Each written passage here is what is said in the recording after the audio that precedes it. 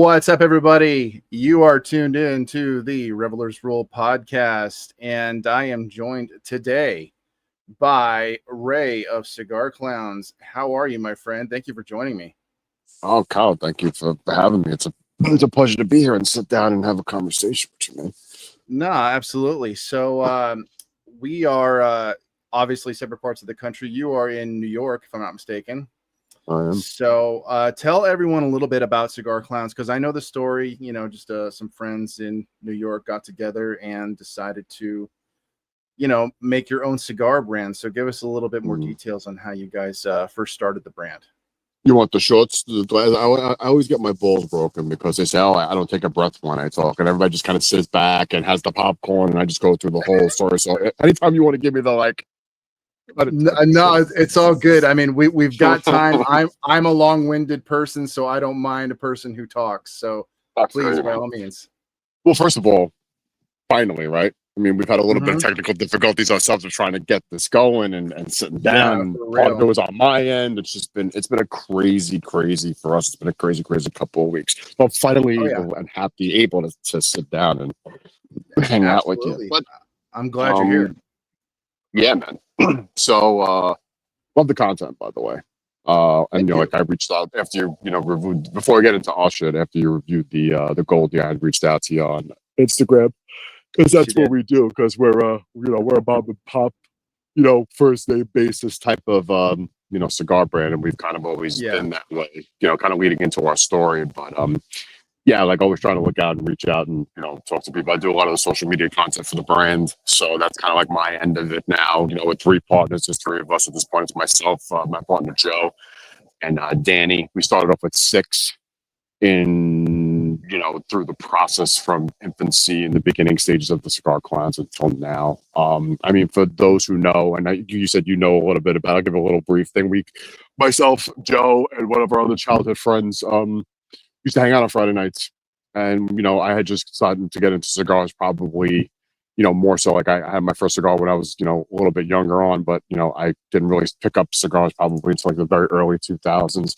There was a reconnection with people who I grew up with in the neighborhood, and we used to hang out and smoke cigars. And one of our friends, he had made a joke, because I'm a big movie buff guy. I like to quote movies. I know a lot of the mobster movies, word for word growing up here, and yes, so it's something I've always liked and enjoyed. And I always say this, I don't commend them for what they did, but just the whole unique aspect of La Cosa Nostra and everything that how they started the golden years. And like I went to the Mob Museum in Vegas a couple of years back, which was a really, I recommend that to anybody. A really cool experience. If you're into stuff, you get to listen to wiretaps of all the FBI recordings and stuff, and they talk about the skim in Las Vegas from Casino.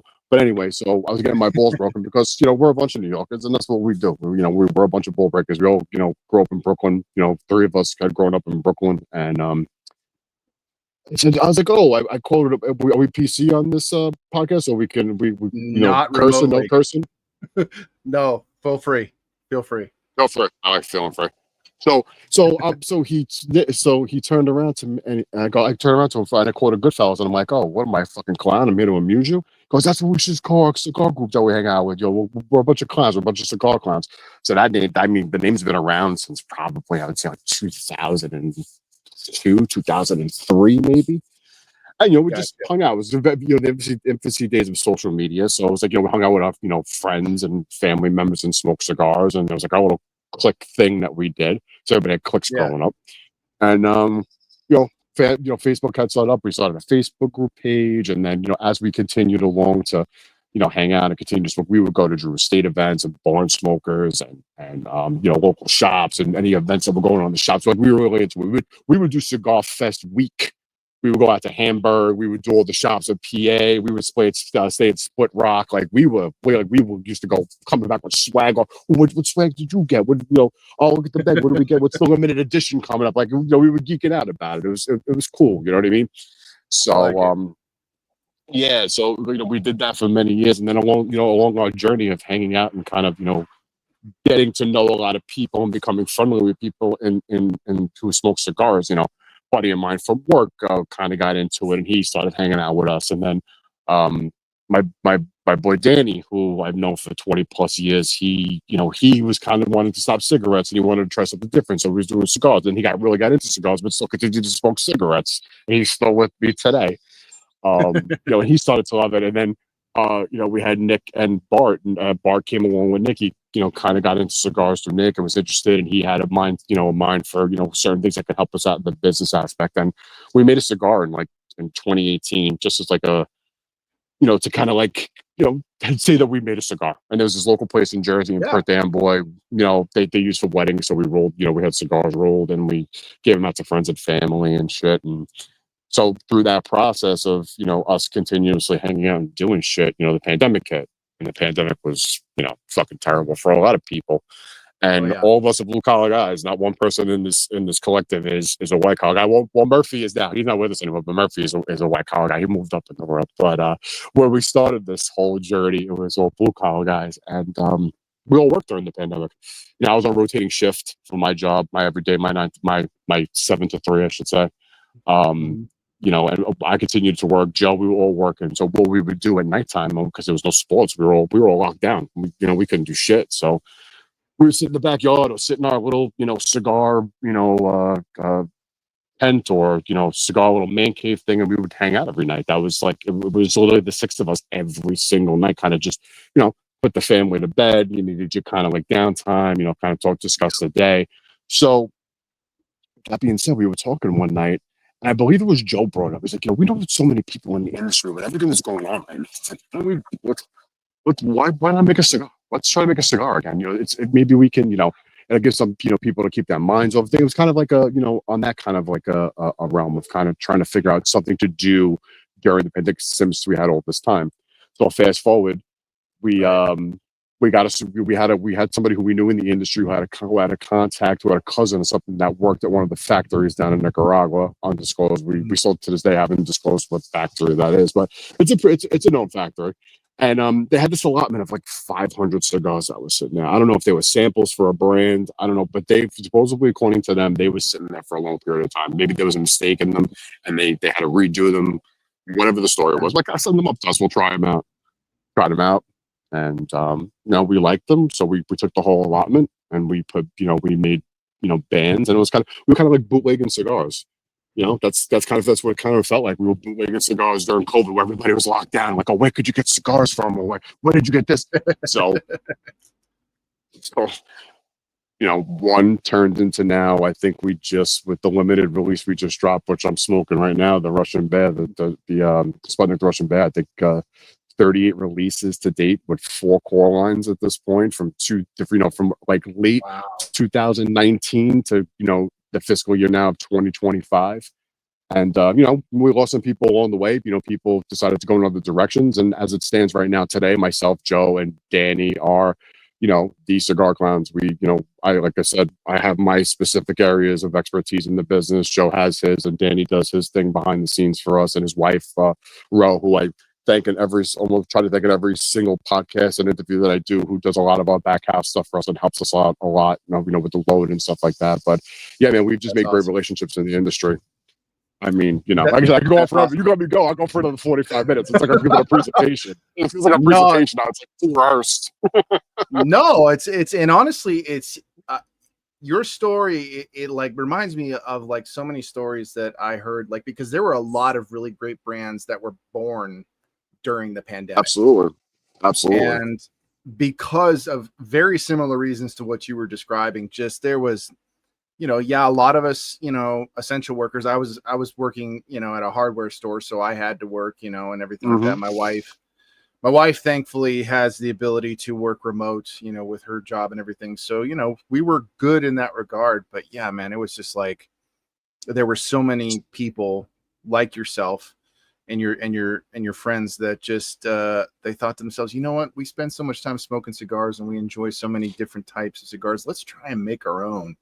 And not every single one of them, came out continuing to go on, after the pandemic kind of, lifted and whatnot. And, I think there was only so many of them that continue on today, including you guys. But yeah, it's I've connected with a few. I'm good buddies with a couple of guys. The guys from Founders I'm pretty connected with. Brandon from Apostate, he's a good friend of mine. Mm-hmm. You know, and a few others. It was something awesome that came out of like a real shitty situation. I mean, it goes without saying. Yeah, came out, you know, beauty from ashes, as it were, even though that's kind of a funny way rising of the Phoenix. Exactly. So out of the ashes, out of the ashes to make more ashes. So, but absolutely, yeah, man, no, that's awesome. And you talking about like all the mob movies and stuff like that. Like I love the Godfather movies. You know, I'm still kind of on the fence about part 3. I think that's most people. Yeah, absolutely. I'm gonna stop you right there. Have you ever watched the Godfather saga? Like have all of them like consecutively played together? Is that no? So if nobody knows the Godfather saga, you have to look for it.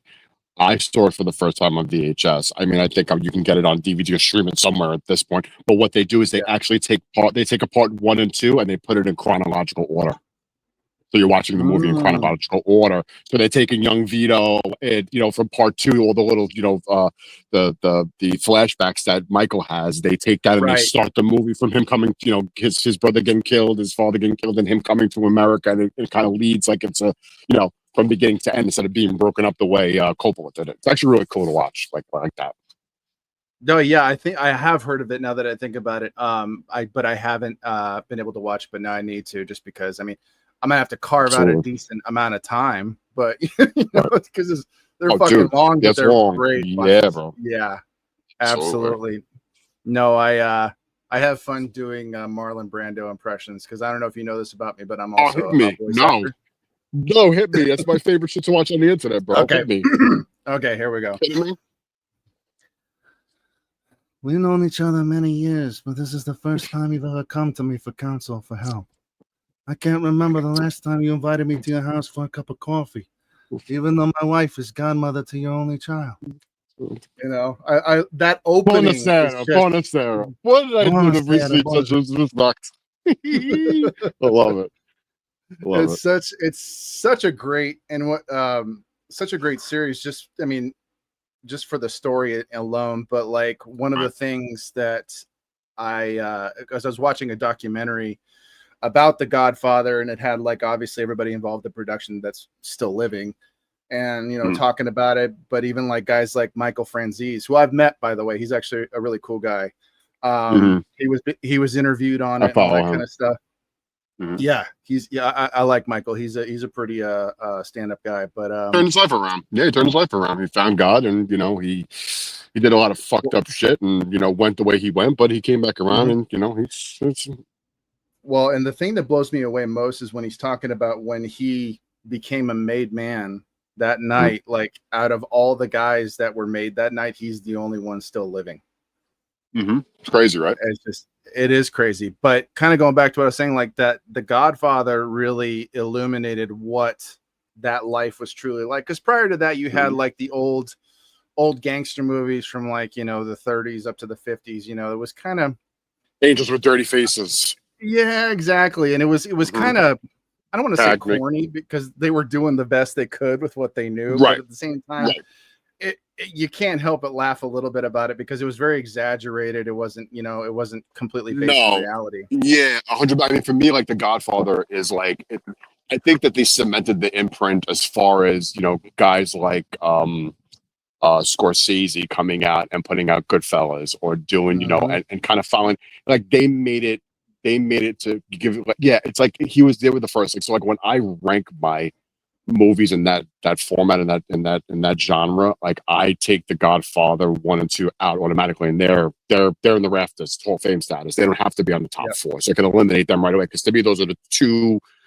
best depictions of the story about the American Mafia that you can watch as a theatrical part of it. Like, Charlie can do the theatrical, but if you want to watch a movie that's based on actual events, that's pretty accurate according to a lot of people, and a lot of the books that I've read, is Goodfellas. Because Goodfellas, the way Scorsese depicted it, it was 80 to 90% of that movie was accurate to a T, with a couple little things that they had to throw in. But excuse me. Well, like the scene with Billy Bats and everything like that, man, that was pretty much like blow for blow exactly how it happened. Yeah. You know, basically Tommy's like, you know, he's like saying under his, like I was reading about it and saying under his breath to, you know, Jimmy and Henry, he's like, I'm going to kill that fuck, you know, because of the whole, you know, get your shine box thing. And yeah, the only thing that was different is that they changed Tommy's real name. And the way, Nicky. Yeah, well, no, his name was Tommy. Oh, Nicky was Casino. Yes. Just D. Simone instead of D. Simone. It was Tommy, whatever the hell it was. Yeah, go ahead. Tommy DeVito was the name they gave him in the movie. But yeah, but yeah, that guy was a psycho. Like reading about him, like he was definitely not the stature of Joe Pesci. He was apparently like a really tall, very well built guy. Like he was a guy that you did not want to go toe to toe with. He was like a you don't want to go with him in a dark alley. Yeah, you don't want to meet him in a dark alley at night. Exactly. I mean, the guy would just randomly, like, I heard a story about how him and Henry Hill are walking down the street one night, and he just says, he's like, "Hey, Henry, watch this," and he pulls out his gun. Random guy walking down the street, he's like, "Hey, cocksucker!" He just fucking blows him away, and Henry's like, "Tommy, that was cold blooded," and then and Tommy was just like, "Well, I'm a mean cat." That's all he had to say about that. He's like, "I'm just a mean cat," you know. It's like, yeah, man. Fuck, man.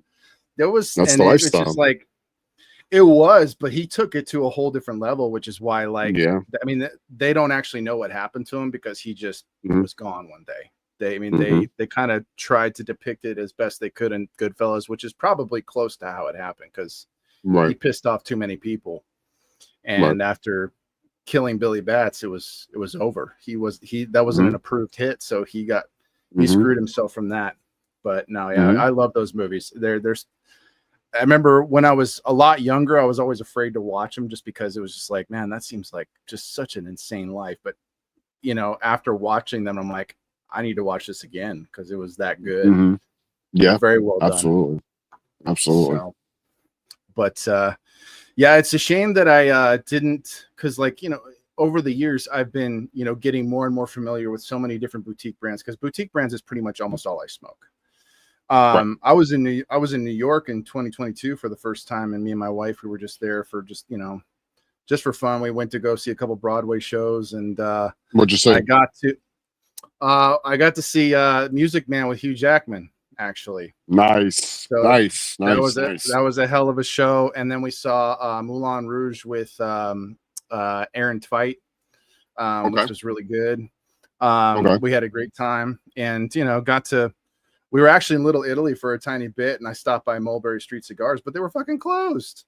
It was during the day, and they weren't there. It's like it was like maybe 1 o'clock or something like that. And I told my wife, I said, I need to stop by because, like, I'm only going to be here, for a tiny bit. And as I'm looking around, I'm looking around at the little, area where I was. I'm like, holy shit, this is where they filmed like Godfather Part 2 and 3. Holy shit.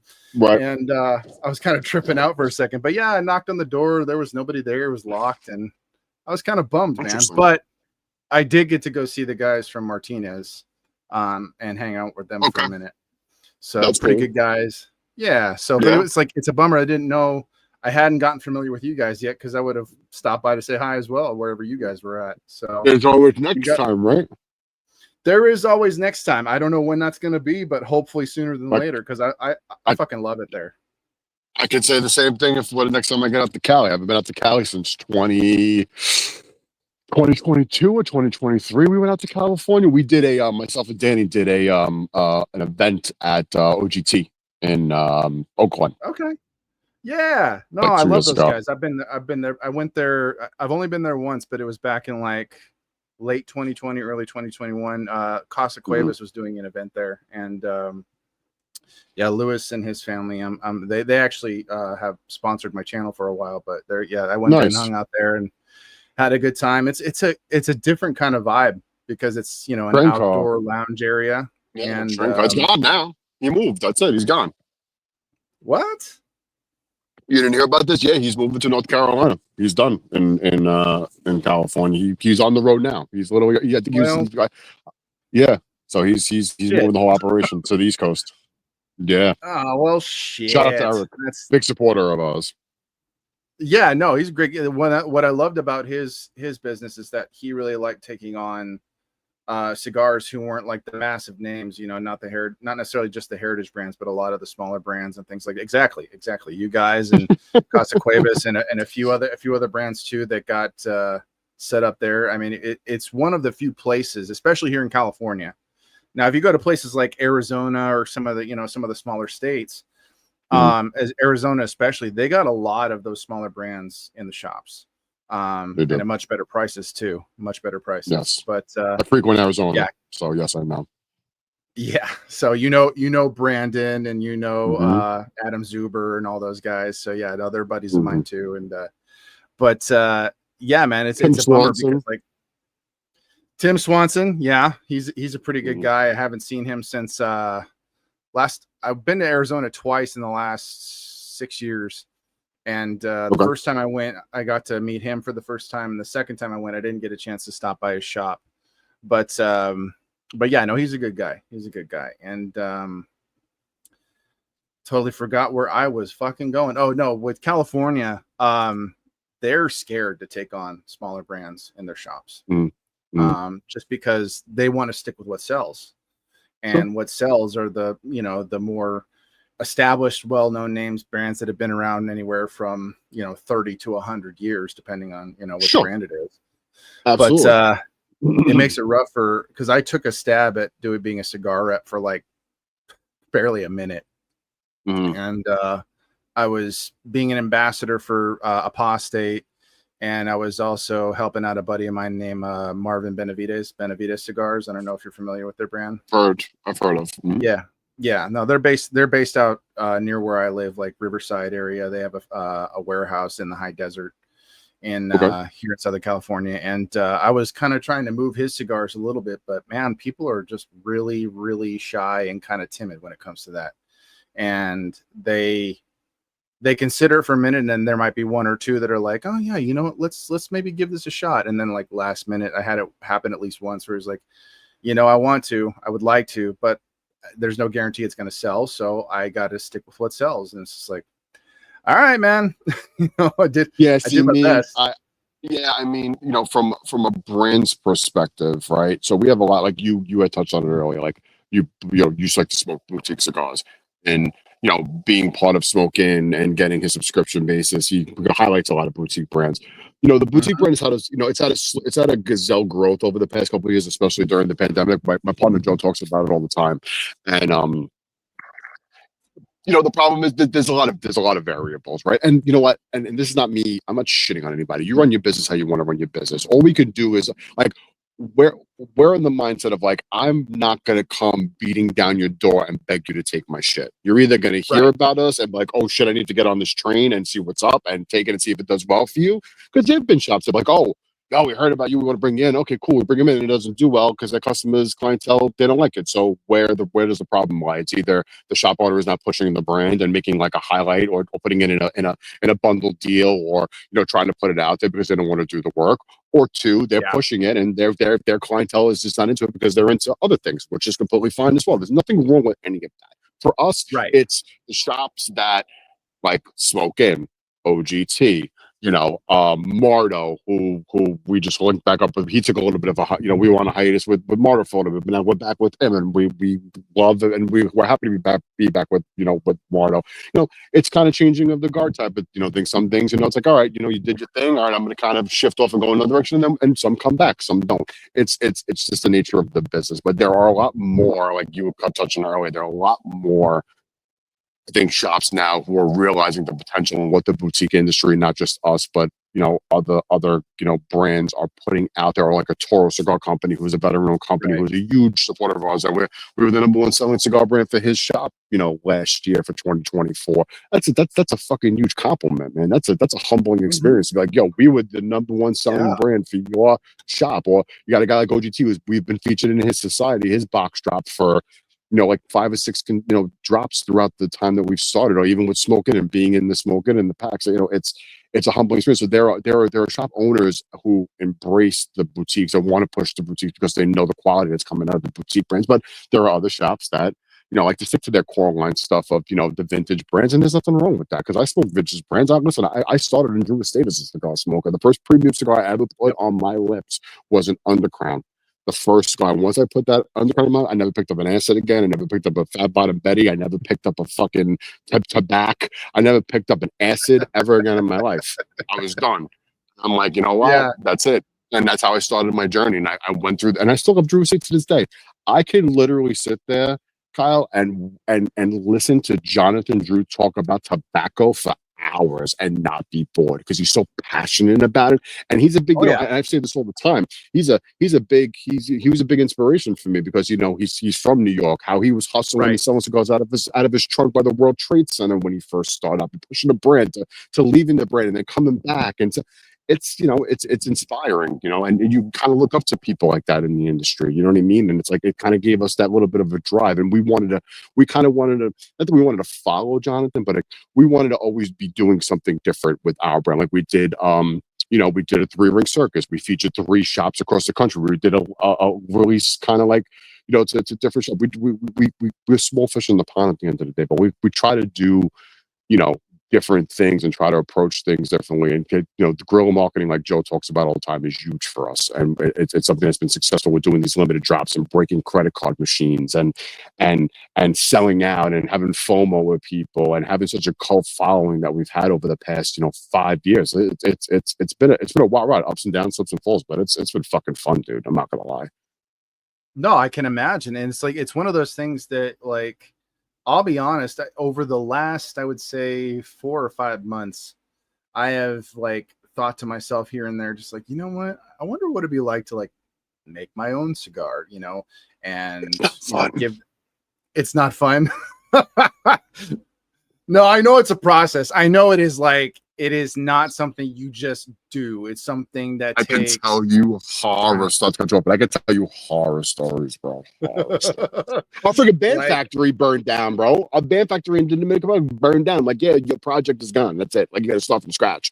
Had to delay cigars. Had cigars come into the country and get detained by TSA and put in a secure facility in Kentucky. And they said if we didn't get them out of there or have the right paperwork within a week or like a couple hours, whatever it was, they were going to destroy the cigars. Yeah, it's fun, but you deal with all the crazy shit on the back end too. Yeah, that's the kind of stuff they don't really talk about, is it? Like the guys who are, you know, pushing their brand and everything like that. They don't tell you about the horror stories. They don't tell you about the bad batches. The bad I will ask me, like DM me, and I'll tell you. What was okay? What was the one second. What I will tell you is that if you are going to go all, because the one thing that we did when we sat down as a collective with our mask on, and by the way, and we followed COVID protocol, and we sat outside and we had pizza. Just gonna put it out there for people to think we didn't follow COVID protocol. We sat 6 feet apart. Right on. Well, we sat down and decided that we had made the first cigar, and people, oh, you're gonna make another cigar. We sat down, we had a Zoom call or whatever the fuck we were using, Duo at the time, whatever it was, and we said, if we're going into this, we're not putting the toe in the water. I'm like, oh, you know, it's a little cool, you know, oh, we'll do that. No, like we're getting an LLC, like we're going balls to the wall. Like we're going in, we're jumping in. That's it. I mean, you know, wherever it goes, if it fails, all right, it was a cool little fun little venture. If it's successful or it's mildly successful or it takes a while and it's continuing to build, cool. But at the end of the day, if you don't have, besides having a family and your 9-to-5 job, and because listen, this ain't paying the fucking bills, you know what I mean? Like it's a fun thing to do. You know, and eventually I would love to pass it to my kids, or, you know, be able to be like retire and do this full time as, you know, as a go. I would go rep myself, you know what I mean? Instead of having reps, I would do it myself. But at the end of the day, yeah, you gotta have the dedication to the heart to know your humble beginnings and starting from somewhere, and then coming to kind of where we're at now, where you're starting to, you know, see, you know, dividends of your hard work and your ups and downs and all the crazy shit that we've done with them. People have turned their backs on us and all that other shit, and we've had to try to knock us down, and then it did knock us down, and, you know, it ended up opening more doors for us, and it was a blessing that we got knocked down. So it's, you know, it's the point is, if you're going into it, it's a lot of work. I'm not trying to scare anybody, but it's a lot of work. No, it's one of those things that, like, I remember I was having conversations with reps and brand owners and stuff like that, and kind of even taking it further back to one of my older friends who I've known for probably about 16 years now, a guy named Mike.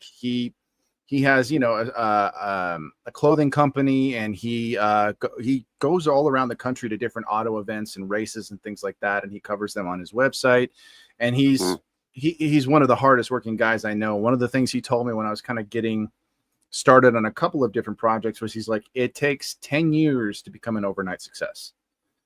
Is you got to put the work in ways that are going to be like sometimes miserable and uncomfortable.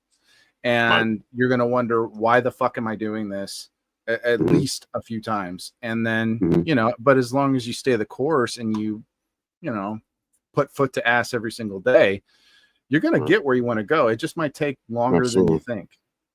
Absolutely. And, Absolutely. But my question I was going to ask you is, to the best of your memory, what was the worst blend you can recall? Like, just you tried it and you're like, okay, fuck that. We are not using that. Oh, dude, I got stories for you, bro. Listen, like I said, this could be a 3-hour show. I'm not even lying, like for real. let's hear a couple of them. Dude, for instance, so we have a YouTube channel. We had kind of stopped it early on when we were going through the I call it the cult phase, and not a bad cult. So let's not take my words and twist it around.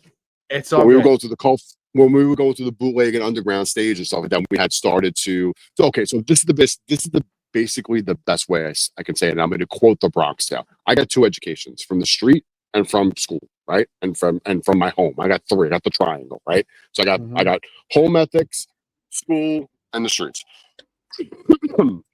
We started. I tell the story not very often, but I'll tell it to you. So, like, I feel like, for me, this is my personal opinion. This is no reflection of the Cigar Clowns or the Cigar Clowns company. Blah blah blah blah blah blah blah blah. X. So disclaimer for me.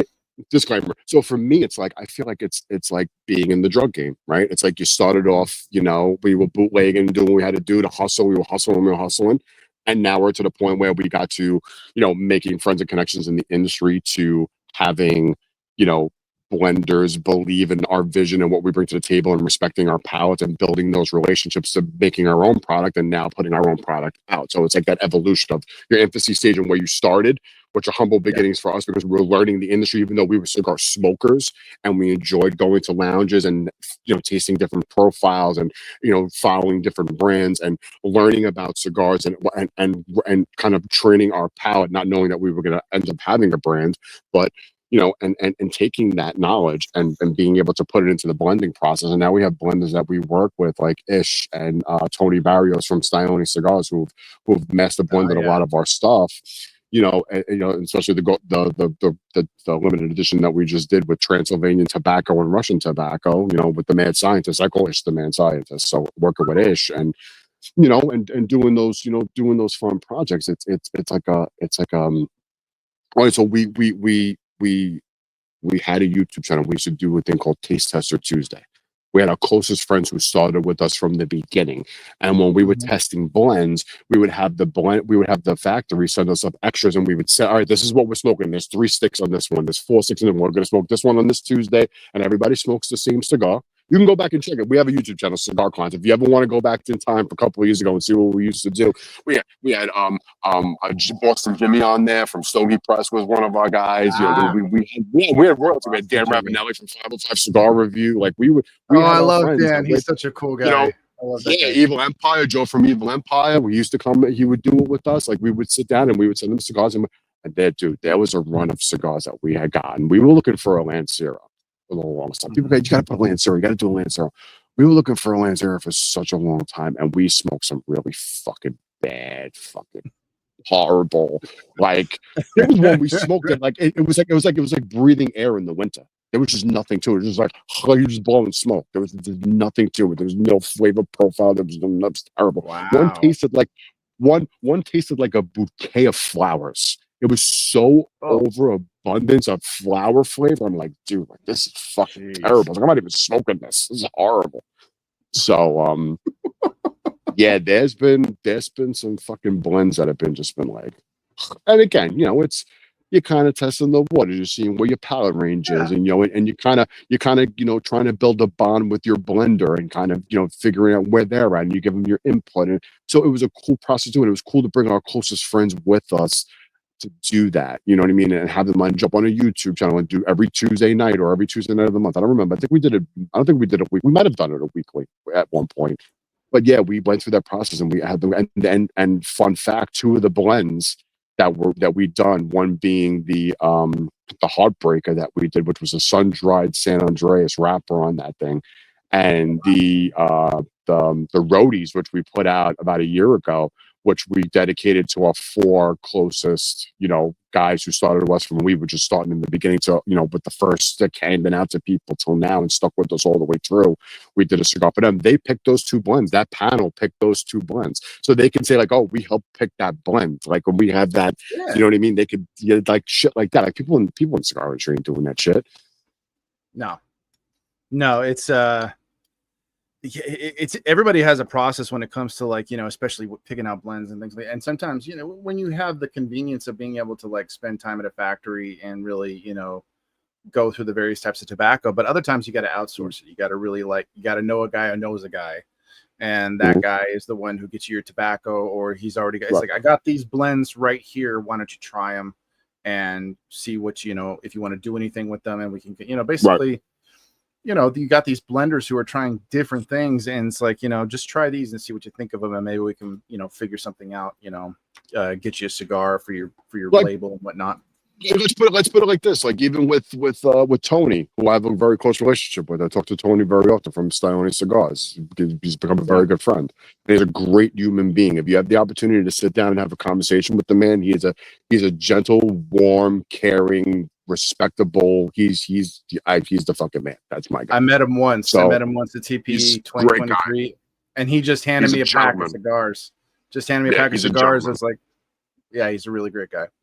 He's a gentleman. And with that being said, like he was fucking around with some blends and he called me up. He's like, this blend is for you. I go, what do you mean? He goes, this is your palate. This is your guy's wheelhouse. He goes, I'm sending these cigars up to you guys try these. I'm like, all right, cool. And that's, the cigars, like he took so we had done a test blend that wasn't perfect.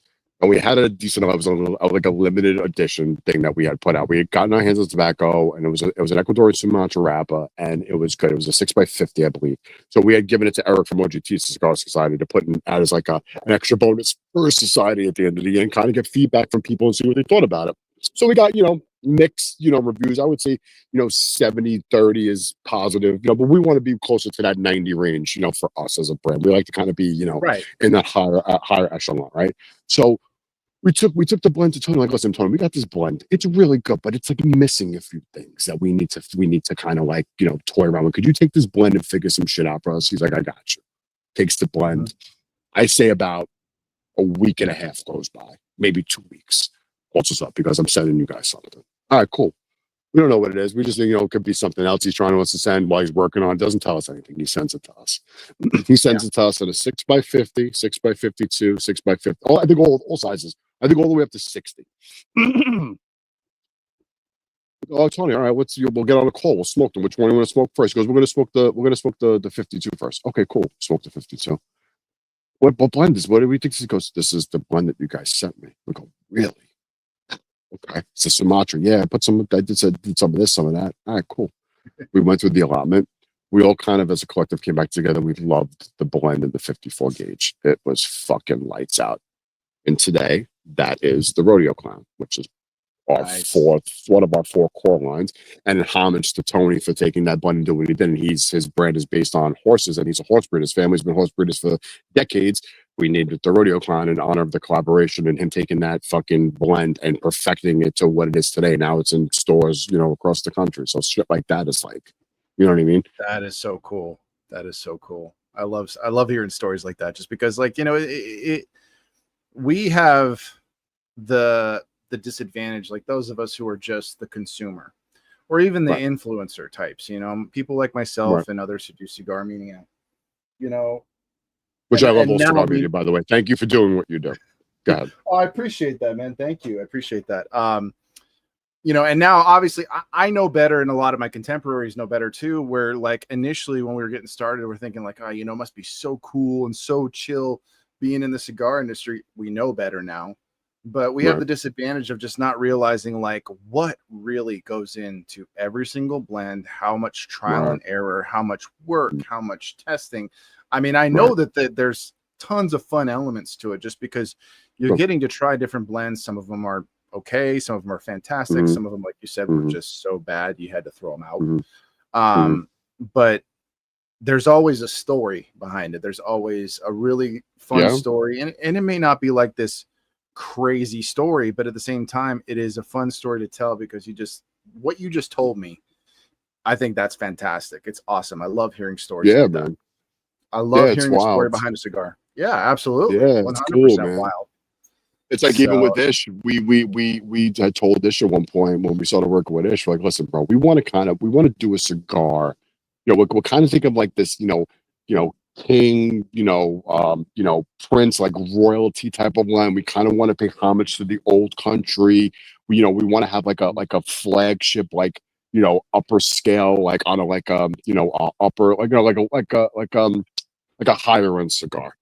So he came up with the blend for the King of Clowns, and there's some undisclosed aged tobacco in that cigar that'll knock your socks off if you haven't had it. And we did we named it the King of Clowns for that reason, because it's our shot of, we're usually like that bold, that pepper, that punch you in the face, like, you're lighting up a cigar in the first turn and it's open up, you take that first retrohale and it's opening up your senses and you're going on that journey. Some of our cigars have have 6 or 5 or 6 transitions on them. You smoke the Goldie Grace, it goes through that journey. So we kind of wanted to, kind of tame it down a little bit. We want to have something with a little bit of complexity, but we also wanted to have that consistency throughout. It was kind of like that, like your grandfather's cigar per se, because my grandfather was a Cuban smoker, right? We wanted to kind of pay that homage to the old country and have something for everybody. Because, at the end of the day, listen, you could pick up Cigar Clowns and be like, this is not for me. Oh, you know what, the band, I don't really like the band. I don't know if I would smoke that brand. So we kind of wanted to have like this, this, like, not that it's, a super expensive cigar or it's a premium, we're not spending $30 on it, but again, we wanted to have that. We wanted to give that royal treatment in our core lines, because we over the past 2 years we focused on kind of not stepping away from the limited production runs, but which we built our reputation and our name on. But we kind of wanted to focus and have, while you're waiting for that next limited drop to come, you have the availability to go online or go into your local retailer, because we're almost at, like, I think almost at 100 at this point across the country as far as shops are concerned that have taken us on a lot. Because of our reps, we've been able to expand. But to have those core lines with the Goldie Grace, the King of Clowns, the Geppetto, and the Rodeo Clown while we were doing the limited drop. So we kind of, not that we shifted away from it, but this is the first limited drop that we've done since, September. We would do limited drops every couple of months to kind of, showcase a lot of the, the tobacco that we've been able to get our hands on. Like even with this Russian Bear, like it was such a limited quantity that, when we do these limited drops, it's not to, tease the public, but like we felt going back to the Scaramouche, going back to our infancy days, it was a little pig. And this cigar was so good, but there was only 500 of them. So like, maybe we'll make this like our, Kyle, I see you at the lounge. You're getting this in person. You're not getting this in a store. You're getting this from one of the owners. We're going to make like one of those cigars. You know what I mean? Like this is the cigar. Like you hang out with me in a lounge, like the A for Drew Estate. You were only able to get the A at an event. You weren't able to get an A. You weren't able to buy an A. That was exclusively for an event only that either Jonathan was at or, one of the higher reps that are in Drew Estate. That was the cigar. So we kind of wanted to say, you know what?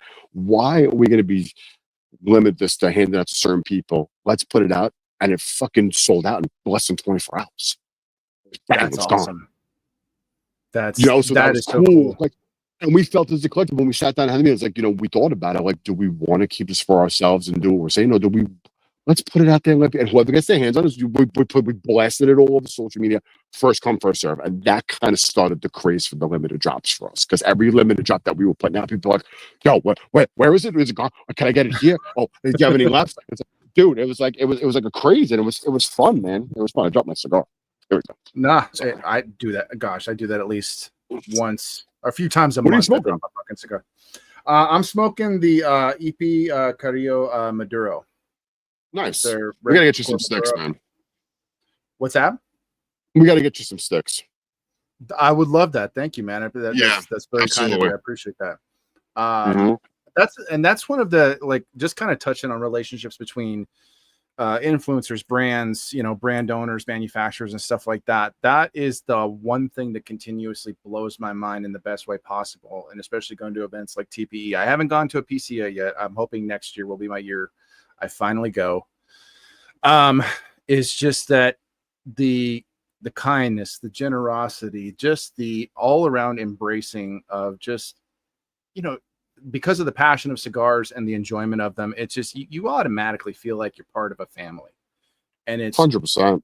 wonderful. And it's just I've never been. It never ceases to amaze me how kind and generous every single brand owner I've ever met is. I don't think I've met a single exception about that, because obviously, depending on who you talk to, I won't drop a single name. There are, there's one or two prima donnas here and there, but there's not a lot of them. If I'm in the cigar industry, get out of here. You're lying. All I'm saying is I haven't encountered really any, and thankfully, just because, I mean, I would still handle it with with grace and just, being being my personable self. But it's one of those things where and I think one of the last podcast episodes I did, do you know Cigar Show Tim Long? Are you familiar with him? I've heard the name. Yes, I have. Yeah, I've known Tim for over 20 years. And him and I actually did cigar media together. That's how we got started. It was originally my brand was originally called Dad Smoking Cigars. That was what it was originally called. And him and I did it together. And then during the pandemic, where so much changed for everyone, him and I were having trouble just doing the shows even remotely. We would do it with StreamYard like this, and we would just pre-record them. But we were kind of going in different directions, and we had a chat, and we both amicably parted ways, did our own thing. And then after a while, I was tired of being stuck in just solely the dad category. So I changed it to Smoke and Revelry, which is, but one of the, and I always bring this up because it's always fun to talk about. I did this series of videos that was called Why Cigar Influencers Are Assholes, because there aren't too many. I haven't met really. Oh, I know the top one. Well, yeah, we're not going to name names, but at the same time, they are out there and they do exist. And it's kind of like, you very kindly saying you wanted to get me some cigars and stuff like that. I never, ever see that as a given. I never see that as a given, because it's one of those things where if they want to, fine. Every now and then I might ask and say hey, would you be okay with maybe sending me a sample to try so I can highlight it on my channel or whatever. And 9.9 times out of 10, they always say yes, but I never expect them to say yes. I never think that, they're gonna, they might not. It doesn't matter to me. But you ask, and you have not because you ask not. That's the principle. If you don't ask, you'll never know. But then there are dudes who especially during the pandemic, there were a number of cigar media people that popped up on the radar. And there was at least one or two of them that were self-aware and honest enough just to say, you know what, honestly, I'm in it for the free shit. I like getting sent free stuff. And I do too. But it's the exception. I do too. Yeah, absolutely. Absolutely. Bro, let me tell you something. I'm the guy. Listen, I'm a big hat guy, right? That's when I started off in sneakers as a young adolescent. I had Jordans to the fucking ceiling, right? I sold a lot of them. I have a few, old school ones left that I relish that I keep. So I transferred. I said, you know what? It's cheaper to get fucking hats. I buy minor league baseball hats. I love hats. Doesn't matter. You're a Magic fan? No, I just like fucking artwork, and that's part of my entity in the business, because I do the bands for the business and I do the the sticker graphics for the business. And so for me, I like that shit. That's my thing. I used to wear other teams' jerseys back in the day. Certain teams I didn't, because I'm a Giants, Rangers, Knicks, and Yankees fan, so I won't wear a fucking Boston Red Sox jersey or a hat. But there are certain other teams that I like that I would do that for. Right? That's my shit. So that's I get that. I get that aspect of it. It's even for you, being in cigar media. I have such an appreciation for cigar media people, and what I mean by that is Danny 505, Joey Valempire, Cigar Cap and Dez in England. Those are just to name a few off the top of my head. I'm sure a couple more pop up that I'm forgetting. Oh, Bourbon Battalion would do that thing.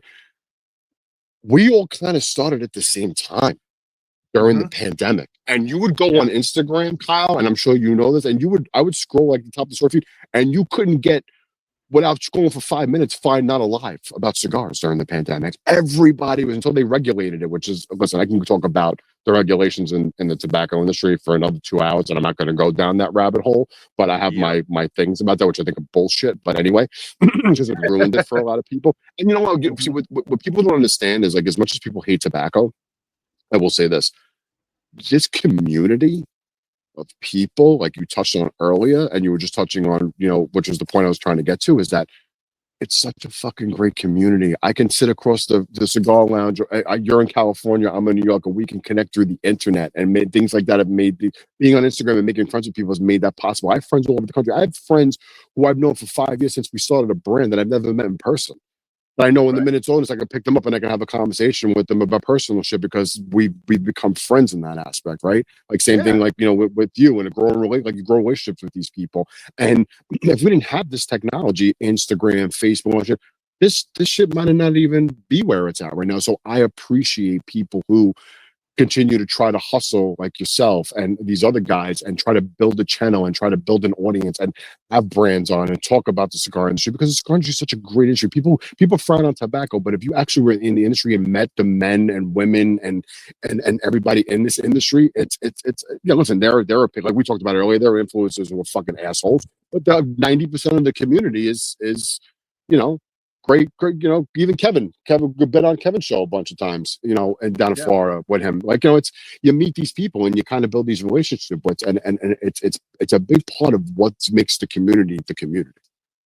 Shout out to Kevin though, because it's because of him, that I was able to get connected with Abe, and Abe was kind enough to allow me to be among the number of you know, men and women who are part of the partnership program at Smoke Inn. I mean, just it was one of those things where I was just talking with him, and I'm trying to move things along, because, you know, it's just like, I've been doing this for, gosh, I've been doing it for almost 7 years now. 7 years next month. That's how long I've been doing this.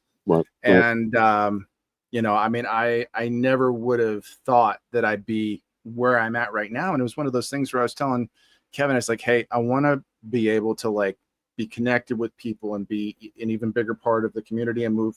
I want my podcast to grow. I want things to happen for me. And you know, again, it's the whole, like, it's all about who you know, who you're connected with. And it was because of him. I mean, he put me on the phone with Abe, and Abe's a great guy. I like Abe a lot. And what I really appreciate about him most is he was a straight shooter with me. He was just like, Abe's a straight shooter. Yes, sir. He's a straight shooter. And I appreciated that right from the get-go, because like, for some people who maybe like, they feel like that's abrasive, which I don't think that, you know, he was straight with me. He's like, I'm a New Yorker. I'm not abrasive at all. No, exactly. You know, he's telling me, he's like, I'll be honest with you, Kyle. He's like, you know, your channel numbers, they're not that high. They're not that, you know, great. You don't get a lot of views, et cetera, et cetera. He says, so, you know, this is what I'd recommend. He says, this is what, but I'm going to give, you know, he gave me a shot, and I'm really grateful for that. And that's not something I take for granted. Yeah. He gave me a shot to represent Smoke Inn, to represent, you know, his company, and talk about the various cigars in each month, you know, and if after the 6 months is over, then he says, you know, I appreciate your time and your effort, but, you know, I think we're good here. And I would be perfectly fine with that, because I had a great opportunity to be connected with a company that has been around for a very long time.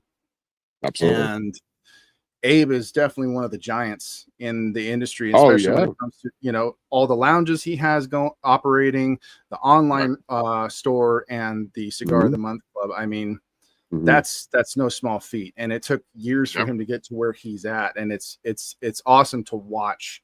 And he's got a lot of really great support and a lot of really great people that he's, you know, connected with. And I find myself very privileged to be able to be connected with him, you know, and the brand at large. So, and, you know, obviously because of him, thankfully, I got to try your guys' cigars for the first time, and I'm really happy about that. And here we are having this great conversation, just talking about, you know, the various ins and outs of this industry, the wonderful community and stuff like that. But yeah, man, it's been a wild ride, and I'm excited to see what happens next, just because honestly, again, I never ever thought I get to do the cool shit that I've been able to do, and it's a blast. Yeah, man, it's awesome, and it's humbling, and it's a blessing. So I could definitely relate in that aspect, as you know, as far as, you know, what you're talking about, man. Absolutely. But and again, like, you know, watching your, you know, review of the Goldie Grace, and, you know, seeing how much you enjoyed it, and, you know, like, again, anytime I see an opportunity where somebody who's, you know, trying us for the first time, you know, I like to try to reach out, especially if they do, you know, something in this format, to have sit down and have a conversation, kind of know about us, and, you know, build that relationship like we've done with, you know, so many people, like Rocky Mountain Cigar out in Colorado, who was sponsored by Smoking. We sponsored his show. We've been on his show for many times. Kevin, another guy who was a big, with Smoking and stuff like that. And listen, we went through our growing pains too, man. The first distributor that we had that picked us up, kind of like what we were doing, we had a falling out with, and we moved on from it, and there was a lot of doors that opened up for us that kind of elevated us to where we're at now. So again, we took a negative and we turned it into a positive. COVID, we took a negative and we turned it into a positive. So that's kind of what we built our brand on, right? It's always giving back. I think the one thing that in that meeting that I talked about earlier when we sat down for pizza during COVID is that when we were going into this full swing, I'm going to put an affidavit out to us as a verbal agreement to everyone, and everybody shakes hands, that we will never get to the point, no matter how big or small that we get, that we figure out our roots and where we came from and how we started. That's why we're constantly in contact with our customers. We're constantly, being out here and being available to people. We're constantly doing herfs. We're constantly doing, hanging out with the community and doing things with the community, because that's who we are. And we love the fact that that's what we represent, because we like to be in touch with our customers. Anytime there's an issue with our cigars, we make sure that it gets taken care of. We love our community. We love doing cutting lights. We love going to events and meeting people. And again, it's been a humbling experience for us to be able to do those things, to do things like this, like we're doing tonight. It's kind of like our homage to the industry, and our payback to the industry for giving us so much, and blessing us with the opportunities and the open doors that we've had as a brand. Because again, like we touched on earlier, it's not an easy process. It's fun. It's great when it's successful. It's cool. But it's a lot of hard work. Like I tell the story all the time, since you like stories. I was never a graduate in graphic art design. I was never a fucking anything artistically on the computer or drawing or anything like that. But I always felt, even from adolescence, that I always had a love for artwork. And when we had originally started, we used the Tilly clown. For people who are not familiar with the Tilly clown, which is the clown that represents Coney Island and Brooklyn, where we're from, and it reminds us of our childhood. Why we used it as our first logo. So we didn't want to get into any type of legality, even though the thing was 100 years old, and I'm sure we could have probably used it and built on it. But we didn't want to. We were small. We didn't want to deal with any of that shit. So we wanted to come up with our own logo. And I mean, I don't know if people can see it, but I'm pretty tattooed everywhere. I love artwork. Again, going to the artwork aspect. And I need to get my first tattoo. I really. And by the way, I'm the only one. I don't know if you can see because of the background. I'm the only one who has the Cigar Clowns tattooed logo on my smoking hand. So I tell people I don't have to wear swag. I have swag on me 24/7, 365. But anyway, awesome. With that being said, I mean, for me, it's like I always like Chicano art. I always like that West Coast Chicano chulo clown art, tattoos, the like I said, the Chicanos, the Mexican, like I was always into that artwork and that art style and that gray wash shit, because again, I love tattoos. So that was kind of my inspiration behind, the logo. Everybody says it looks like me with the boa hat on, with the cigar. And I just shaved it off recently because I had to, so I had the beard. But yeah, and I love that art. And then I kind of, when we started doing banner, I was like, oh, coming up with concept. Like, let me do a deep dive. I love to search shit on Google. Like if I'm watching a movie, I want to see the cast. Who's in the cast? Who's this guy? Oh, this is a new person. What other films have they've been in? I'm a big fan of actors and actresses. Like I'll watch a movie, depending on if it's bad or not, because of I'm a fan of the actor or actress, right? Like what's his name? The guy Pedro from The Last of Us, as an example. I saw him on Narcos on Netflix. Yeah, Pedro Pascal. I first saw him on Narcos, and I loved him as a, you can see it as an actor. He was great. So once I knew he was doing a rendition of a fucking HBO show of one of my favorite video games of all time, I'm like, dude, fuck, this is like in heaven for me, because I get to watch somebody who I like to watch, right? So like. Right. I started Google searching, I started doing shit, and then I started, YouTube videos and Googling shit and getting information on Reddit and figuring out how to, use certain apps to make images and, and learning all the way and doing it. Like, so like all the artwork you see, for the most part, I mean, yeah, there's input from my partners and stuff like that, but I've done, I do a lot of the artwork and the posting stuff and the stickers aspect. I don't think if I was ever a cigar brand owner, I would have ever tapped into that I had inside, that I didn't know that I had inside, to be able to because I look at these things sometimes and I'm like, holy shit, I fucking did that. Wow. people are loving it. Like that's like you get those endorphins kind of go off. Like, oh shit, like this is fucking cool, man. And like, and again, I love Yeah. art so much, and it's just like I found something in me that I knew I had, but I didn't discover it until later on in life. And now that I'm able to utilize it in my business, it's like it's an endorphin high that no drug can fill. You know what I mean? Oh, absolutely. I mean, it kind of similar with me because like I'm a very creative person. I've always been a creative person. Like I was first, it was music. I was in a couple bands at a high school and stuff like that. I play guitar, I play bass, I sing.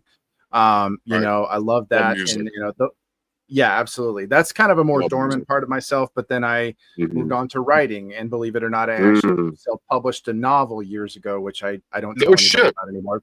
That's cool. I don't tell. It was cool, yeah, but no, absolutely, it was an accomplishment. But I don't tell anybody about the book anymore because honestly, the book is shit. But you know, no, because like it was, you know, I was in my 20s when I wrote it. I didn't finish writing it until I was in my early 30s, just because, you know. But it's your baby, though. Doesn't matter if you think it should or not. Maybe other people would find it interesting. You could be hard on yourself. You're allowed to be. No, absolutely. And I'm proud of myself for having done it and things like that. And I even had like a story published in like an anthology horror book series and stuff like that a few years after that. And it was, you know, so yeah, I do too. I'm a big horror fan. And absolutely. And but you know, then I moved on to, you know, voice work and stuff like that, where I honestly is the thing I'm most passionate about creatively, just because I can love it. Ever since I was a kid, you know, I would do voices with my dad. And, you know, as I got older, people kept telling me over and over again. And one thing I heard somebody say is like, you know, you're good at something when people constantly confirm it for you. You don't have to wonder because they'll keep telling you. And that's how you kind of discover your calling, when they say you're really good at this, you should do this. And so I've been able to do voice work and things like that. I've been able to do different projects for different people and actually get paid for it here and there and stuff like that. So great. But kind of touching on like graphic artwork, I actually found out I was decent at it too. And nowadays you can really shine creatively just because of how certain apps and programs can help you discover really cool shit. Like the logo for this podcast, I had a blast creating that. I actually have merch for Smoke and Revelry, but I haven't plugged it in a while. I do it through Printify, and you can find my shop on Etsy and stuff like that like that. So I created a few designs for different shirts and all revolving around. You got to get that out there, man. Fucking promote that. I would love to support. You got to get that out there. No, I appreciate that. And I do need to. I really do need to. It's been sitting and I haven't touched it. I need to get it back out there and plug it, just because, you know, I had so much fun designing the shirts, and it's never been easier to be able to break into that creative aspect of your personality and just play with shit and have a good time doing it. And you never know what you're going to come up with. Like my own son's been doing that too, because he wants to be a video game YouTuber, like a lot of kids. But he's like really excited about it. How old's your son? My son's 8. Mine's about to turn 12. And he loves like Fortnite and Minecraft and all that kind of stuff. And my son's full name is Theodore Levi Garrett. And apparently his friends, which I think this is the coolest shit, they came up with a nickname for him. They started calling him Leafy Carrot, because his middle name's Levi, his last name's Garrett. And I can't tell you how many times people like said Carrot for my last name, like Kyle Carrot. I'm like, shut the fuck up. But it ends up turning into a positive with my kid, because now he's just like, this is my handle, this is who I'm gonna be. Like, that's awesome. And he's like creating his character, you know, just an anthropomorphic carrot, you know, playing video games and stuff. And he's asked me, he's like, Dad, could you go on ChatGPT and type this in? I want to see how it turns out. And so we've been doing that together, and it's a blast. And he's like, when he gets excited about it, I get excited about it, because, you know, he's just expressing himself in a way that is just, man, it's a beautiful thing to see. But yeah, no, getting into that and him getting into that, it makes me excited. Well, that's like me. I can kind of relate to that, because, so like even for me, like growing up, my dad was an avid fucking PC gamer. I had Nintendo as a kid, Super Nintendo. Like my dad was a gamer. My dad was on, you know, Atari when Atari first came out. Was there anything before Atari? What am I missing? Or Atari is the first gaming machine? ColecoVision. So he had ColecoVision, right? ColecoVision, and then Atari. So my dad is, God bless him, he's 70. He's going to be 74 or 75 this year. Either way, the man is still playing games. My father has been playing Madden since 1992. Okay, my father has a yellow pad and literally builds franchises from the ground up, and he drafts and he imports and he has notes and he goes online and he sees, because he's a big Giants fan, which is the reason why I'm a Giants fan, and he researches who's coming out and he puts them into the draft and he does this and he goes, he's like that. What year are you in your franchise? Oh, I'm in year 15. Yeah, 15. Holy shit, dude! Like, what the fuck? Wow. So like for me, and my brother's also a gamer too, so I'm still a gamer. I'm a Destiny, Call of Duty, Last of Us, Resident Evil, Back to the Hades. I'm like Sonic and Joe Montana football. So now that my son is into video gaming and into Minecraft and Roblox and a little bit, he started with the Fortnite. I'm a big Destiny guy. I've been playing Destiny for 10 years. I was never a Halo guy. But Destiny's been out for 10 years. So, and they still putting out content. So I play Destiny. So now my son's like, hey, Dad, one day I was on the phone with him and he's on video chat. He's like, what are you doing? He's like, oh, I'm going to probably play a game. He goes, what are you going to play? I'm going to play Destiny. Can I watch you? I'm like, yeah, sure. So I propped up my phone. I was playing while he was watching me play. So when he came to my house 2 weeks ago, he's like, Dad, can I use one of your other characters? And I was like, fuck yeah, you can use one of my other characters. Here's this. I'm moving things out of my vault. I'm giving him this. He's playing. He's like, well, how do I do this? I was like, give you the basics, but you have to learn on your own, right? You have to figure things out. If you need my help, I'll help you. But you need to figure things out for your own and figure the mechanics out. And what's this? I can give you the set points and how to. So the generations in my family, as far as gaming is concerned, like it went from my dad, who's still gaming at 74, 75 years old. My brother's still gaming at 37. I'm gaming at 42. And now my son, who's 8, is getting into it. It's almost like a tradition in my family, which I'm sure as many families have. And so it's exciting to see like the things that I've gotten from my dad that are passing down to my son. My youngest son is kind of semi into it, but my oldest is a little bit more into it. So I can kind of relate on what you're saying with your son and how it's like, oh, I want to be a streamer and I'm into the game shit. One of my childhood friends who I grew up with is on Twitch and streams GTA. He's been doing it for 5 or 6 years. He's a Twitch sponsor. He's on the whole fucking night. He's got 6,000 people following him every time he goes live every day, 10 hours a day. So like I can appreciate it. You know what I mean?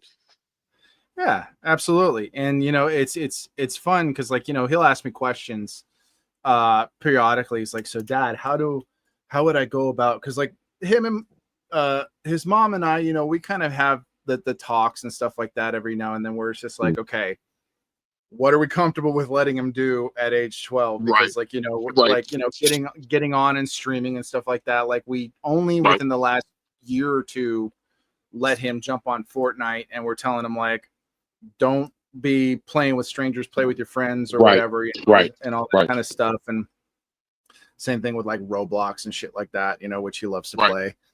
My good stuff. Yeah, but he's like, what, how would you suggest, I start a YouTube channel? And I just said, well, kid, I said, start simple. Keep it simple. Small. Don't worry about whether or not you got the cool gear and shit. I said, your dad, it took him years to get to this point. When I started, it was just using my phone to go live on Instagram periodically. And then when I started the YouTube channel, with my friend Tim, we were recording out of his garage, and he was the one who bought all the equipment. And then when we went our separate ways, I had to start building up my own stuff. And building a studio in my garage. And it all took years. And I just said, don't trip if you don't have the best audio equipment or you don't have the best video equipment. If you have a phone or a camera, just roll with that first. And over time, you'll be able to upgrade it to better stuff. Don't worry about whether or not you can do what other streamers or YouTubers are doing. Don't worry about that stuff. Just do the best with what you've got, and don't stress if you don't have this or the other, because my oldest, he has ADHD. So sometimes he'll get a little too worked up about this, that, and I'm like, chill out, man. It's all good. You don't need to worry about that. Just what you've got is adequate. So don't worry about that. So both of my kids have ADHD as well. So I can relate. Yeah. No, I don't know if my youngest is, on that spectrum or not, but it was fairly recent that we had him Right. sit down and, we had him tested and evaluated and stuff like that. And Me too. I did it. Yep. Completely fits his personality profile and stuff. And he's, Mm-hmm. Doing great. He's, taking a medication that really helps him out, when he needs Same it. here. And he's made lots of improvements and really grown by Absolutely. leaps and bounds. And I'm Same here. proud of him, like beyond measure. He is a great kid. Both my boys are great kids. Yeah. And God bless. both of them are avid gamers. I kind of like, I stopped being a gamer in my early 20s. I was like really into stuff. Like the last game that I think I really got into was the original Knights of the Old Republic on Xbox, Star Wars. Okay. I would play that game for hours and hours and hours. Mm-hmm. I used to work an overnight job at UPS, and I'd get home at like 3 a.m. I'd stay up till 5 a.m. playing it. My mom would get so pissed. She would like barge into my room, and she's like, "It's me, bro." Yeah, she barged into my room. She's like, "Why are you up?" I'm like, "Why do you give a shit?" She's like, Right. She's like, "You need to sleep." I said, "I'll sleep when I'm good and ready, Right. Ma. You go back to bed. Go back to bed." So it was fun. Let me tell you something. I used to play on my father's PC when I was a kid. I used to play America's Army. Was the first game I played before I even touched Call of Duty. Okay. And then the other game I used to avidly do, 2 other games I used to avidly play were Heroes of Light and Magic on the PC. And the fuck was the other one? There was another like military-esque type of like space game. I mean, Doom was another one, but there's another game. It'll come to me eventually. That I used to play too avidly. But yeah, man, like my father would get like PC Gamer every month delivered to the house and like CDs with the new demos that are coming out this month or next month, and we would install them and play. I'm like, oh, I'm gonna get this game, and and then I transitioned. That I kind of transitioned out of the computer aspect, and I went into the gaming consoles. Like I said, Nintendo as a kid, Super Nintendo, fucking Dreamcast, N64. Genesis, Super Genesis, whatever the other Genesis was. Then PlayStation. Bro, my fondest memory of as a child was finally getting PlayStation 1 for Christmas and playing the first Resident Evil game. We were not a PlayStation house. We were an Xbox house. We went from Nintendo. Yeah. My brother was the Xbox guy. Not to cut you off. My brother was the Xbox guy, and I was the PlayStation guy. But go ahead. Okay. No. We went from, because it was funny. We had, an N64 like so many other kids. We went from, we had regular Nintendo, then we had Genesis. We never had Super Nintendo. We just strictly were with Genesis and stuff like that. And then we got the N64 when it came out. And then when the GameCube came out, my brother was like, he wanted it so bad. And my dad, and this is one of those things where like, you better be careful what kind of challenge you issue my brother, because he'll rise to the occasion. And my dad says, okay, that's me.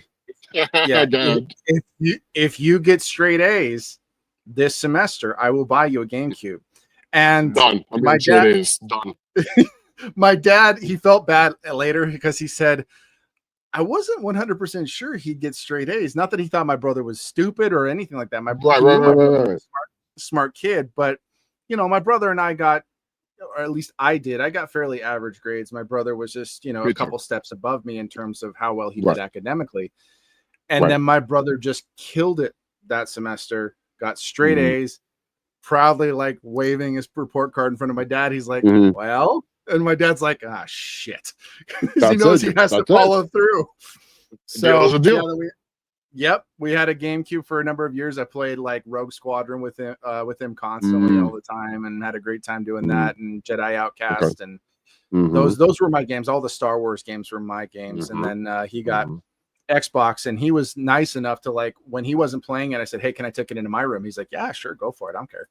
And we would trade off playing it here and there and play, like I said, Knights of the Old Republic for hours and hours. But then just as time went on, as I got older, I didn't have as much time for gaming and all that kind of stuff. And so, and I was dating my wife at the time, and so it just went from like I would play it constantly to like I play it almost never. And then the next time I had a gaming system was the Nintendo Wii, and that was like a couple years after my wife and I got married. And then after that, I barely played. I passed it on to my son. That's how he learned how to play video games, was on the Nintendo Wii. And he's been hooked ever since. So, in a way, I did pass it off to my kids.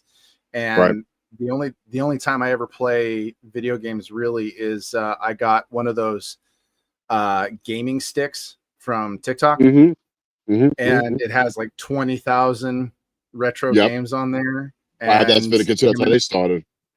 yeah, that's like this is my jam. And so like my oldest, he's like, Dad, I want to play Mortal Kombat. He's like, can I play Mortal Kombat? I'm like, absolutely, you can play Mortal Kombat, like the original one, not the newer shit now. Yeah. My wife All would the lose her fucking Right. mind if he played any of the newer games.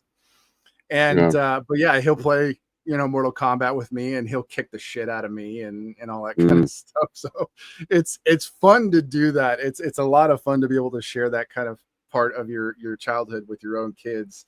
And it was funny because, like, talking about passing stuff off to my kids, my youngest walked up to me one day. I was in here. I wasn't smoking, but he said to me, he's like, Dad, I want to try cigars when I grow up. I'm like, don't tell your mom you said that. Don't tell your mom.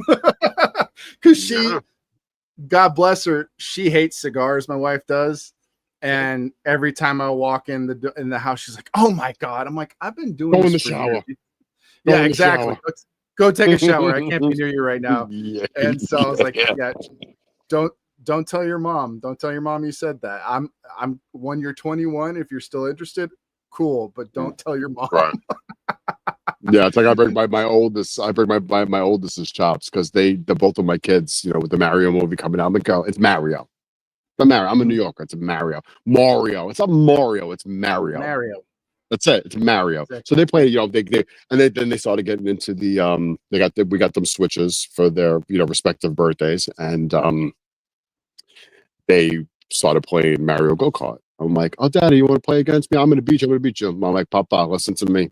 To be the champ, you got to beat the champ. All right. I've been gaming for a long time. I'm not going to be easy on you. Still to this day, my son hasn't beat me. I was like, one day you will beat me, but you got to fucking try hard. You got to beat the champ. You got to knock the chopper off the top of the mountain so you can get on top of the mountain. That's it. So it's a goal. I'm going to beat you. I'm going to beat you. Okay, let's see. I've been doing this a long time. I've been doing this. I'm 42. I've been doing it for almost 30 plus years at this point. So you got a lot of making up to do at this point. You know what I mean? So did you graduate high school 2001 or 2000? I graduated in 2001. Yeah, I graduated a year later. So there's not a huge gap between you and I. But yeah, right. No, it was I'm a very nostalgic person by nature. So when it comes to music I listen to, video games, movies, and all that kind of stuff, I usually tend to go with what I'm familiar with and comfortable with. And I try to watch new shit as often as possible. Sure. But yeah, sometimes there's stuff that, like, especially when it comes to horror, because like you said, you know, you're a big fan of horror and so am I, but there's some movies that come out recently where, like, I don't think I'm brave enough to watch that shit. Okay. Like the terror, like talking about clowns, the Terrifier movies. So good. I need to watch it. Because like that's what everybody says, and honestly, I don't know why I haven't like gotten the balls to watch it yet, because I've seen all the death scenes on YouTube, and I sat through that, and I'm like, I could probably watch the whole movie, but yeah, dude, it's a particularly interesting brand of fucked up. Yeah. He's brilliant, bro. Yes, man. Bro, the actor who plays him, bro, is so good. So, funny enough, so are you a fan of, like, the Rob Zombie horror movies? Like House of a Thousand Corpses and Halloween and all that stuff? Yeah, Halloween and stuff. I've only watched, like, about half of House of a Thousand Corpses, but I need to sit down and watch the whole thing. I'm a huge fan of, like, the Hellraiser movies, Evil Dead. I love all those. Love Evil Dead. The best B-rated actor of all time. Come on, bro. Bruce Campbell. I mean, forget about it. He's the best.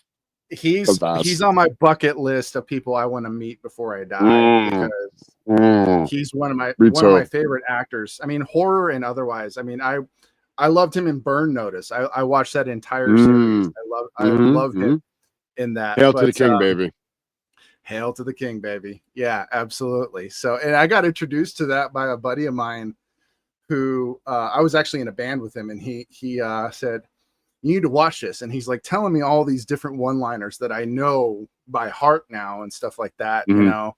Right. And he's like, you got to watch it. And so I watched the original one, and that blew me away. And then part two, which I still find this hilarious to this day because it's funny. They couldn't get the rights to their own goddamn movie to make the sequel, so they had to reshoot shit. And I'm like, how does that fucking work? But right. yeah, no, I love those movies. I mean, Army of Darkness, one of the most quotable movies. One of my favorites. Ever. Yes. And shop smart, shop S smart. I can do that entire monologue by heart. Dude, love it. All right, you primitive screwheads, listen up. This is my boomstick. This is my boomstick. Yes, sir. Yeah, dude. Oh, man, love it. What did you think about the reboot and Evil Dead Rise? What did you think about those? I enjoyed it. It was good. You know, it's like, again, it goes back to what I was circling back to what we were talking about earlier, man. Like I'm a fan of actors and actresses, so like to be able to see him, even if it's corny. Like I tell people all the time, right? Let's shift back a little bit. Let's go back to the mob shit. People shit on the Gotti movie with John Travolta, right? Shitted on it as a mob movie, right? Cool. I agree. It's not the greatest one ever made. But for me, as a Travolta fan and his portrayal of John Gotti, it wasn't a terrible film. Me personally, I didn't think it was a terrible film. Would I be like, oh, I go to the movies to pay and see it? No. But I saw it and I enjoyed it. But at the end of the day, it's like I like there are certain actors, no matter how bad. Listen, I'm an 80s baby boy and raised in the 90s, right? So for me, like I'm a Nickelodeon kid, I'm all those old school nostalgia things. Mystery Science Theater 3000, one of my fucking favorite series of all time. Yeah. And when they rebooted on Netflix, I'm like, I don't give a fuck who the host is. The fact that this is part of my childhood, and I could watch this again now, and they still kind of like, and they did a fucking fundraiser on what do you call it, to get the series back up and running on after Netflix dropped them. Like that's a nostalgic thing for me, and the comedy, like not many people understand it or don't get it, but at the end of the day, for me, it's like I watched that as a kid on fucking Science Fiction Channel and Comedy Central, and Comedy Central had it. It's like, there are certain things that I gravitate to. Like I'll sit here a couple of nights and my girlfriend's like, what the fuck are you watching? Like, I don't understand this. I'm like, if you don't know, you don't know. You know what I mean? Like you don't know what this is about. You don't have to understand it. But for me, this is like, it's fun. Like she's like, I don't understand the concept. Like, like they watch, I think they watch bad movies and they make fun of the movies. You might not understand the humor because it's from 20 years ago. But if you watch the series now where it's a little bit more relatable and it's more current topics, you might kind of get it. She's like, this is not for me. I was like, again, if you don't understand it. So again, going back, you were talking about music, right? As a kid growing up in New York City, I am into many different types of genre music, grunge, rock, reggae, rap, fucking country, house music, techno, freestyle. So like I tell kids now I could go out and party and do like this EDM shit and go out to these EDM festivals and all sorts of. Like I grew up in a time in New York City where this was the fucking central point of house and techno music, where you had DJs who were, had residencies in these venues, and the New York City club scene in the late '90s, mid '90s, and early 2000s was so big that you would be in Palladium one night, then you would go to Limelight, and then you would go to Sound Factory. So like if I think you guys don't understand the spectrum and don't understand like like I don't understand how you guys still go out today and you go see these DJs, like even like like the younger kids that I work with, like like like they're all sitting there and they're watching the DJ and they got their phones out. I'm like, I'm going there and I'm dancing and I'm partying, and like that was my escape. And the club aspect scene back then was so big that if you didn't experience it, you don't understand it. So it's kind of like my point with certain things from back in the days. If you weren't there, you don't understand like the feeling it gave you, where you were. You knew where you were, the smells, the sound, the bass vibrating through your body. It was such a euphoric experience back then. So like the New York, the club scenes have gone now, and they're probably never coming back as big as they were back 20 25 plus years ago. But it's like I try to explain to these kids who are into that type of music, like, bro, you don't even understand. Like you would go in on Friday night and wouldn't come out until Sunday morning and be partying for some of these DJs would fucking spin for fucking 16 17 hours, bro. Like, no, and you wouldn't even know what time it was. Yeah, man. Like we talk about, I would party. Damn. I would, at my young age, I would start partying on a Thursday night and go through all the way until Sunday. Now, if I party one night now and I go out for a couple hours, I'm fucking dead for 2 days. You know Right. what I mean? So it's like, The you know, it's just kind of thinking about like concert experiences and shows and things like that. Like right. the band that So, really opened me up, like musically, and what it was knew that I wanted to at least play music or play guitar, just be a musician, was Van Halen. And they were my very first concert. When I was 14 years old, I saw them at I don't know if you are familiar with Glen Helen Park in I'm Southern not. California. It used to be called Blockbuster Pavilion. Now it's called shit. It's owned by some other, you know, big name, like a car company or something like that. And Oh, I thought it was called Oh Shit. Okay. no more like oh shit, I don't know who owns it now.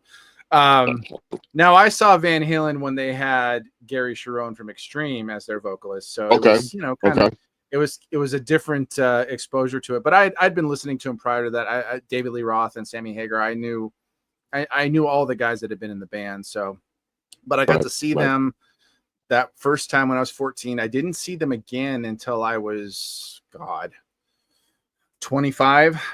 And I saw them when David Lee Roth was back in the band, and they got Wolfgang, Eddie's son, playing bass. And I saw them again in 2012. I mean, I can't tell you how precious that is to me because, you know, Eddie Van Halen passed in 2020. I got to see him play 3 times. And then finally, at the end of 2023, I finally got to see Metallica live for the first time. Oh, I'm jealous. And I've been listening to Metallica since I was about 12 or 13. And they are hands down my favorite band of all time. And for real, man, you talking about like how visceral the experience is, you know, talking about the club scene and getting to enjoy, you know, a guy spinning his heart out for like, you know, like you said, 16 to 20 hours. It was like a fucking religious experience for me getting to see Metallica. Now I did have my phone out at certain points, but for the majority of the time, I'm like, this needs to be in my pocket. I just need to absorb all of this. And it was the best concert experience I'd ever experienced in my entire life. And I was blown the fuck away. And it was such a great show. And I had such a good time. And, you know, it doesn't hurt that James Hetfield is a cigar guy. Obviously he worked with Jonathan Drew and Rob Dietrich. Such a good cigar. I was very impressed. Yes. And I got lucky because I'm pretty sure you know who Jack Hayer is. I've known him from when he was working at Alec Bradley, Drew Estate, and now Camacho. So I've known him for a few years, and I hit him up like early 2023, and that was just before he left Drew Estate. And I was saying to him, I was like, hey man, I said, would it be at all possible for me to review the Blackened cigar? Because it had just come out, and I was like super excited because I'm like, Metallica cigars, I mean, how much more can you fucking want? And he was just like, yeah, I can make that happen for you. And next thing I know, there's a box of Blackened cigars at my door. And then it was a couple weeks later that he announced he was working for Camacho. I was like, holy shit. I talk about a big stroke of luck. That was a huge blessing. I was just like, thank you, Jack. That was really awesome. And I got to review it with my dad, my dad was the one who got me into cigars. And so that's something him and I do on a regular basis. But yeah, it's just funny how that all ties together, music and the nostalgia and cigars and stuff like that. Some of my best memories are over a cigar because it just, it really awakens those memories for you because you remember what you were doing, who you were with, and what you were smoking. And yeah, man, it's such an in-depth experience that I think people who don't understand, you know, tobacco or cigars and, you know, why we do what we do, it's it can be hard to explain, but at the same time, it's just like you think about some of the best experiences of your life and the things that really open up those memories for you. Yeah. And cigars, I mean, honestly, for the last, 7 years in particular, I've been smoking cigars since I was 19, but it's Mm. the last 7 years in particular that really created some of the best memories and best relationships and connections that I've been able to have. And Right. yeah, man, I wouldn't trade it. And I try to not take it for granted, because like I say this a lot, because it could all go away tomorrow. Sure. What I'm doing Absolutely. and all that kind of stuff, it could all go away tomorrow. So I really try to make sure Mhm. that I embrace it and not take it for granted. And it leads to awesome moments like this, where I get to, talk Yeah. with, guys like you, and have some of the best and funniest and most, interesting conversations I've ever had. So I owe it Absolutely. I all to appreciate that. cigars. No, of Yeah, man. course, man. Been a absolute pleasure to be able to talk with you, because I haven't recorded a podcast Likewise. for a while. Thank you, Mhm. man. And it's I'm kind of at a loss for words, because I'm just trying to think of how to describe, just some of the conversations I've been able to have. I've been talking with people from Right. every walk of life, not just people who are in the cigar industry. My first guest on this podcast is a cult survivor, Mm. and she was on the Joe Rogan podcast. She's one of my old professors from college. So, No shit. and she smokes cigars. So it was one of those things where, like, I gotta have this woman on my podcast. So it Right. again, it all revolves around just cigars and the amazing opportunities and doors that it's opened. So yeah, man, Absolutely. it's been a hell of a ride. I'm Thanks for being smoking a the part of Goldie it, Grace, man. by the way. Yeah, man. I'm happy to Awesome. be here. Thank you for fucking having it. Yeah, man. No, I'm glad it finally worked out, because that's one of the tricky things about scheduling podcasts, sit downs and talks and things like that. It's just that everybody's schedules all over the place. Yeah, And man. it has been a kooky year so far already, and we're Yeah. barely halfway through Agreed. it. So, Yeah. but Agreed. well, man, Ray, it has been an absolute pleasure having you on the show. Thank you so much for joining me. Thank I you mean, for we could having me. talk for hours and hours, I'm sure, about a Yeah. million different things. But yeah, man, I think this is a perfect way to round it out. But I have a question for you, and it's a question I ask all of my guests, and that is, who rules? Revelers rule, babe. Absolutely. And if you're watching or listening, that means you too. So thank you guys so much for tuning in. I really appreciate it. Thanks again to Ray for joining me on this podcast. You guys take care of yourselves. Hope you're staying safe, staying healthy, keeping it smoky as always. And we will see you guys next time.